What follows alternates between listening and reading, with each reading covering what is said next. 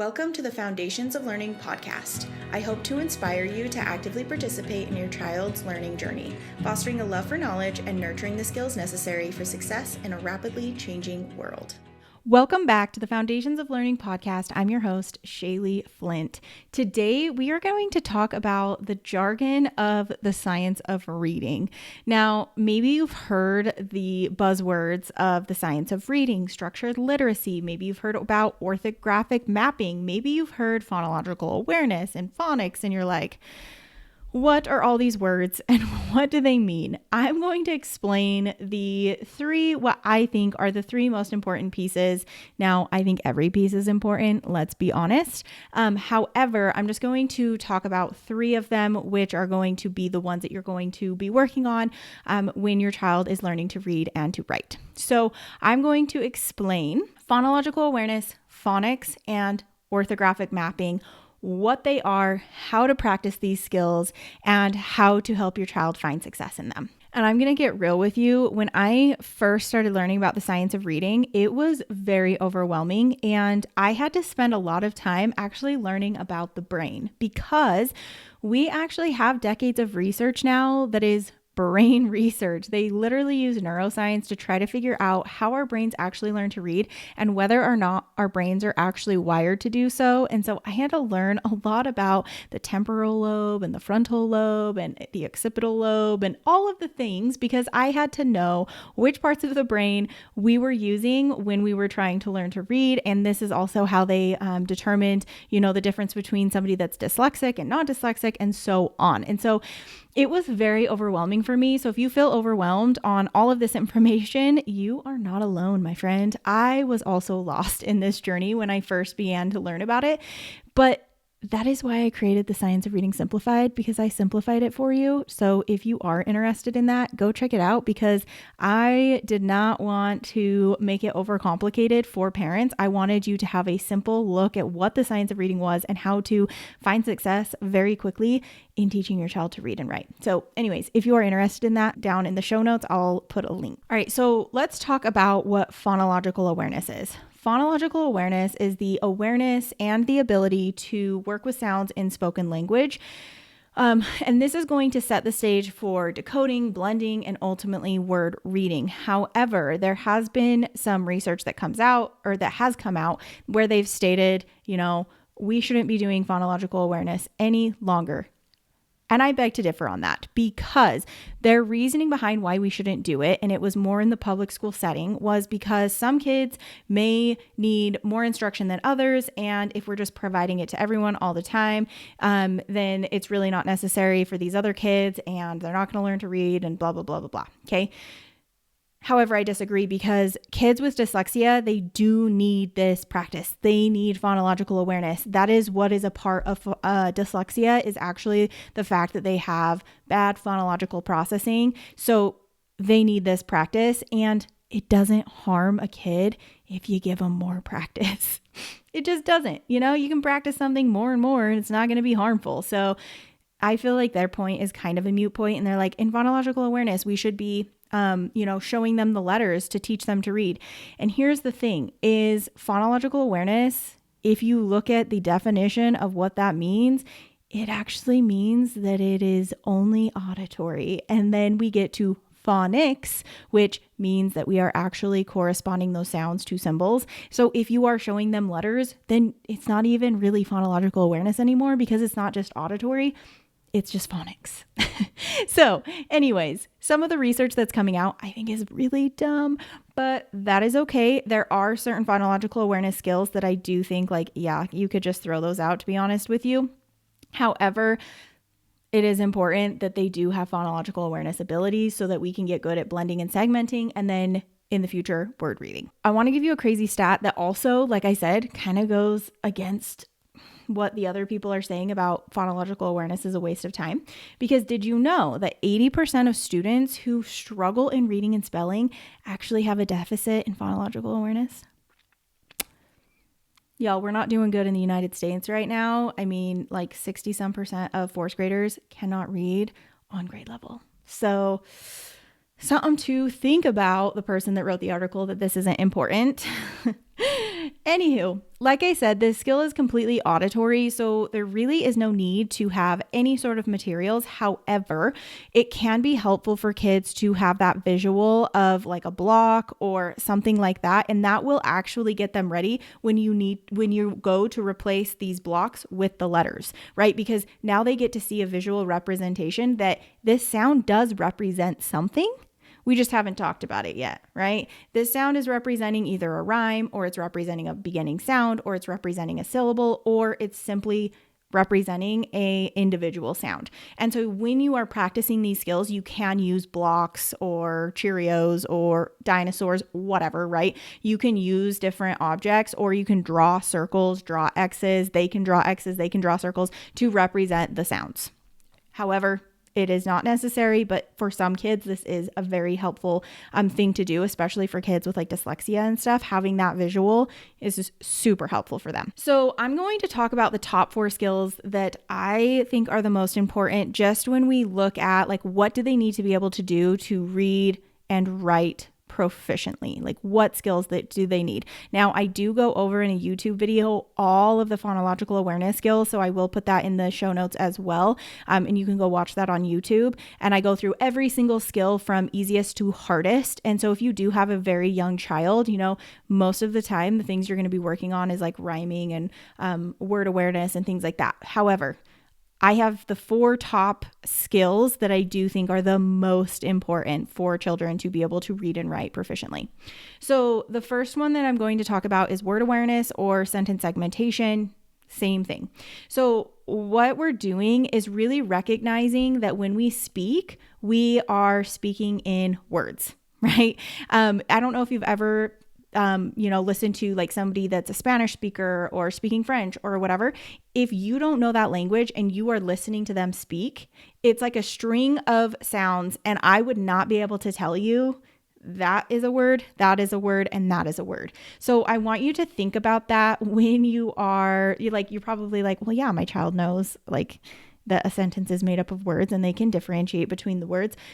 But again, they are in the realm of oral language right now, right? So they are trying to understand vocabulary within our world.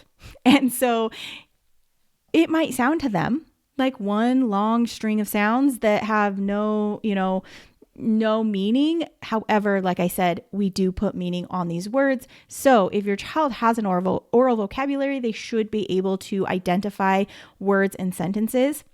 So for example, if I was to work with a kid on this, I would say, can you tell me how many words are in this sentence? I like my cat. Now, I don't know if you noticed, I did segment those sounds, not those sounds, but those words. Because if I said, I like my cat, string of sounds, right? If I say, I like my cat, I'm slowing it down so that they can hear those spaces that are going to be in between our words when we go to write sentences. And so I would start off with words that are really only one syllable, because when you get to multi-syllable words, it gets complicated. However, I'm going to continue. Can you tell me how many words are in this sentence? I like my cat. Now, I usually will use my fingers as I say it to help them, but they can also use their fingers. And you could do this together in the very beginning, right? And you're going to count your sounds. I like my cat. And I'm showing my fingers for those that are just listening. And I have 4 fingers up, right? So how many words did I have? I had 4 words in my sentence. Now, why I said that multisyllabic words get a little confusing is because when you say, I have a butterfly, they hear those individual sounds in butterfly or those individual syllables, and they count them as a word. So they'll say, I like my butterfly. I have 7 words. No, you do not. Butterfly is 1 word. It just has 3 syllables, right? So when you do that, I will really emphasize with my fingers that butterfly is 1 word. I have a butterfly. And that's how I say it. And we have 4 words, right? So really getting them to understand that we can manipulate sounds in different ways, but the very beginning skill we need is sentence segmentation. For the sentence segmentation, that is super helpful when you're writing sentences, because they have to be able to, when they go to write a sentence, they have to know how many words are in my sentence. And so what I will do is when my students are writing the sentence, I will do that oral piece first. So let's say they want to write, I love my dad. How many words are in your sentence? And we do it orally and we count it. I love my dad. Oh, you have 4 words in your sentence that you want to write. Let's draw 4 lines to represent those 4 words, right? So I would draw, as we say it, they're drawing a line. So they're saying I space, love space, my space, dad. Now they have that format of, okay, I have 4 words in my sentence. Again, we used that phonological awareness skill to now move into our writing, right? So the next one that I'm going to talk about is syllable segmentation and blending. So with syllable segmentation and blending, the syllable segmentation would be, can you tell me the syllables in the word butterfly? Now, an easy way for them to practice this is they can put their hand underneath their chin as they say the word. They can hum the word. So if I was like, tell me how many syllables are in butterfly, they might go butterfly. Every time their jaw drops is a syllable. So there's 3 syllables, or they can hum it when they say it. You could have them do both if you wanted to, just to make sure that they know that there is 3 syllables, but really all a syllable is understanding the vowel sounds. However, there are letters in our language that will change the vowel sound, and it doesn't sound like the normal long or short sounds. So for blending, I am actually going to tell them the syllables, and then they have to put it back together to make the word. So for example, I would say the syllables are skeleton. What's my word? And they would say skeleton, right? So that's a skill that's super important when they go to reading and writing multisyllabic words, especially for spelling, because when they're spelling, if they're trying to spell a word like skeleton, more than likely they're going to miss a lot of letters because they're trying to segment it into individual sounds. Like they're like sk, et, et, like it's a lot of sounds, right? So they get very confused very quickly. But if they are writing a word like skeleton and they can break it into syllables, it's going to make it easier to spell. So for example, if I was spelling the word skeleton, I would have them break it into syllables. So first I would say, well, let's break skeleton into syllables. Tell me the syllables in skeleton. And they would say skeleton. Okay, those are our syllables. So we have 3 syllables. And again, I draw lines. So we draw lines for each of the syllables. Skeleton. I have 3 lines on my paper. Now they can break the syllables into their individual sounds, which we're going to get to in just a second, breaking words into individual sounds. But they're going to break it. Sk-e-ol. That's your first syllable. What are the letters that are going to say sk-e-ol, right? Skell. E, what letter?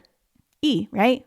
Now we're on our last one, ton, n. Now this one's a little weird because of the way that we pronunciate that, and that O is not going to be a U. However, if they are in the inventive stage of spelling, then if they write T-U-N, because that's what it sounds like to them, that's completely fine. If they have not learned of, whatever, you can correct it if you want to, but if they are in the inventive spelling, it just kind of depends on what your objective is. Do you want them to spell that word correctly? If you do, you can just fix it quickly and say, you know what, it does sound like ton, but actually in this word, it's T-O-N. So it's, like I said, syllable segmentation and blending is a very important skill when we get to our spelling and even our reading. Can we break our word into syllables, right? So next, I'm going to talk just about segmenting and blending phonemes, and phonemes are just the sounds of the letters. Okay, so this is really the phonemic awareness piece. Phonemic awareness is under the umbrella term of phonological awareness, and it just means that we're breaking words into individual sounds. So for example, if I wanted to practice segmentation with my child, I would ask them to tell me the sounds in a word. So I might say, tell me the sounds in the word bat, and they would say b. At. Now here, again, with the physical representations, you can use blocks, you can use your fingers, you can use whatever you want to use to represent these sounds, or you can just do it orally.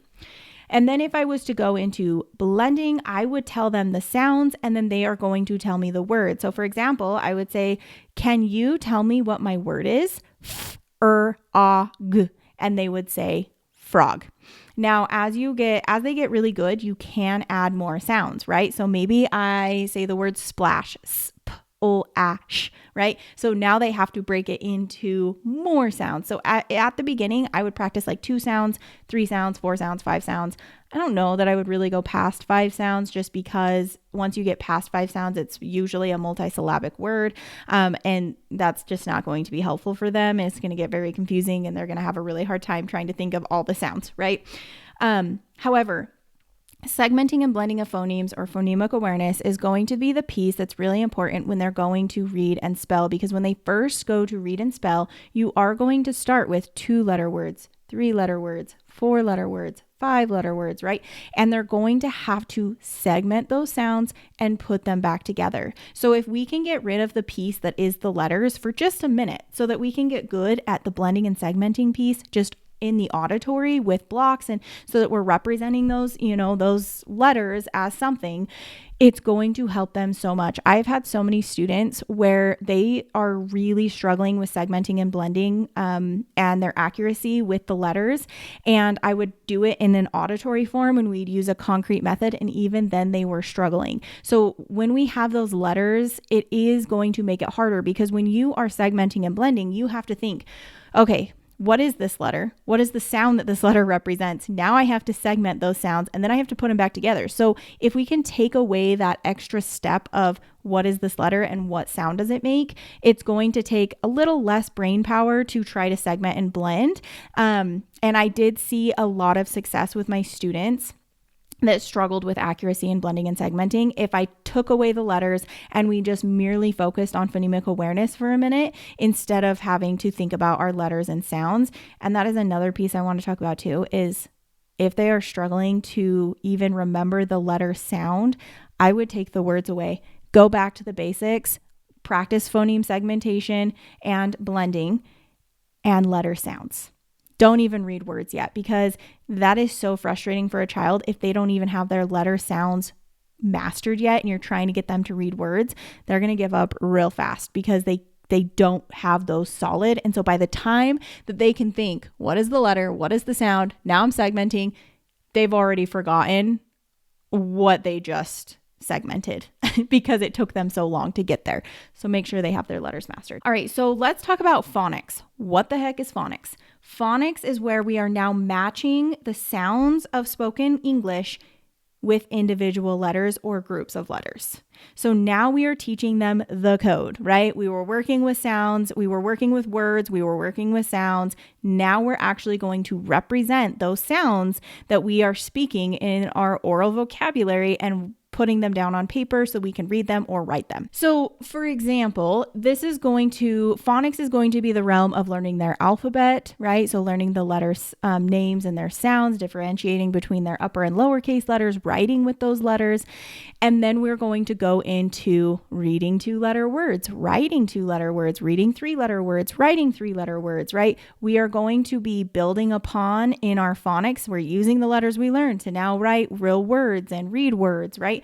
And then it becomes more advanced and we get into our syllable types, which if you don't know what the syllable types are, I do have a YouTube video about syllable types that you can go and watch.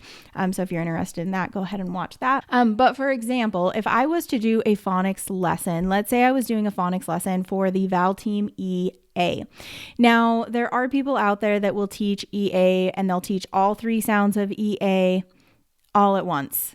However, I find that very confusing for the kids because EA does have 3 sounds and there are specific, somewhat specific patterns that you can explain to them on when it's going to say E, or A. However, I find it easier just to teach one of the patterns first and then kind of come back to it and be like, all right, EA can also say this and it can also say that. So I usually teach it as one sound first and then I'll go back and teach it. But however, you could teach it 3 sounds at one time if you think that your child could handle that. So for example, if I was to teach EA, I would show them, I have actually mnemonic cards where I would show them the picture and the EA letter combination. And I would say, this is EA. EA is going to stick together and we're going to say E, like in leaf, right? So I have a mnemonic device and we would say EA, leaf, E. And this is just to help them remember so that when they get stuck, I can either give them a hint of leaf and they're like, oh yeah, E, right? So it helps them to remember that is the sound of E. But I would teach them, this is the pattern EA and it's going to say E. And we would practice that. I would say, what is this going to say? E. What says E? EA. What does this say? E. What is the pattern? EA, right? So that they're really understanding that this is our pattern. And then I would explain to them, we need to know EA so that we can read words with EA and spell words with EA, right? So that they know why we are learning this. So then I would have a list of words that we are going to read together with the pattern. So I would first model me finding the pattern of EA. Maybe you circle it, maybe you underline it, however you do it, just make sure you keep it consistent. I generally will circle the vowel teams. And so I would circle the vowel team and I would think out loud. So I would say, ooh, this word has the vowel team EA. And I remember that EA says E. I'm going to segment my sounds. E, f. Leaf. My word is leaf, right? And you're going to do this together. So I'm going to first model it and then I'm going to have them help me. So I'm going to write another word, right? So maybe I write the word beach, right? And they have to find the pattern. Okay, my pattern is what? And they're like, EA. And, maybe they circle the EA for you and you're like, what did EA say? And they have to tell you, E. Let's segment the sounds together. Do it with me. B, E, ch. Okay, what's my word? Beach, right? So you're doing it together. Then you're going to have them read words on their own. So now you're going to give them, maybe you give them about 5 words on their own, maybe 6 words. I would probably only stick to 5 or 6 words. And they have to go and I would have them find the pattern, segment the sounds and read the word, keep going, read the words, right? And they're reading the words on their own. Then we would practice spelling together. Now, like I said, with the patterns, you can have EE and EA. Both of them say E, okay? And I generally teach them on different days. But if you've already taught EE, just remind them, today we're only spelling with EA. And so every time we hear the word E when we're spelling, what are we going to use? EA, right? And then I would model this to them. So let's say we're writing the word leaf. I would segment the sounds out loud. E. Can you help me spell this word? Leaf. L, E. What was our pattern? EA. So I'm, as they're helping me, I'm writing it out. What's that last sound? Oh, it's F, right? And I wrote the word leaf. Now I'm going to give them about 5 words where they're going to spell it on their own. Again, I always ask them, what is the pattern that we're spelling with today? EA. What does EA say? E. I usually have them say the word, segment the sounds out loud, then I have them write it. Now, you don't have to do this, but in the beginning, when you are teaching spelling, it is a lot easier for them to hear all the sounds if they say it out loud first. Some kids, if they just try to do it in their head, it doesn't work out as well. Some kids, that's fine. They can say it in their head, segment it in their head, and they just write the letters. Some kids, however, it helps them to feel the formation of the sounds in their mouth when they say the word and to segment it out loud for them to spell it correctly and make sure that they have all the sounds, right? So then they're going to spell the words. And that is where we're going to practice our reading and spelling with the pattern. It is important that you do both.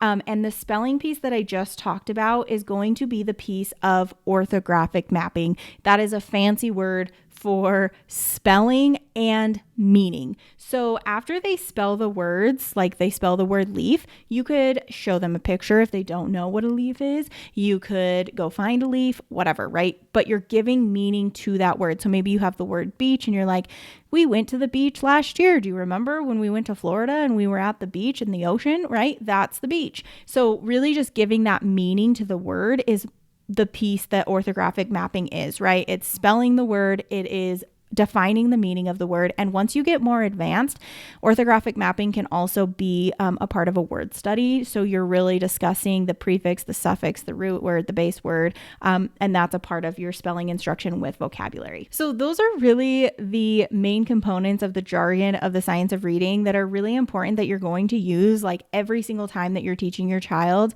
how to read and how to spell. Is you're going to be using phonological awareness, you're going to be using phonics, and you're going to be using orthographic mapping. So when you are doing phonological awareness, I will say if they are really good at word segmentation, you really don't have to keep practicing it. If they can do it, you don't have to keep practicing it.